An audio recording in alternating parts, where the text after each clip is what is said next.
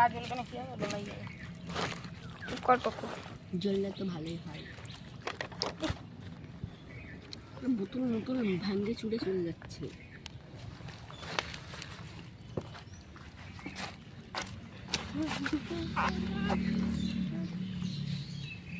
পাতা রে জ্বালা পাতাটা নিয়ে আসলি যে ছাগলের মুখে দিছে এটা খাই কালাটা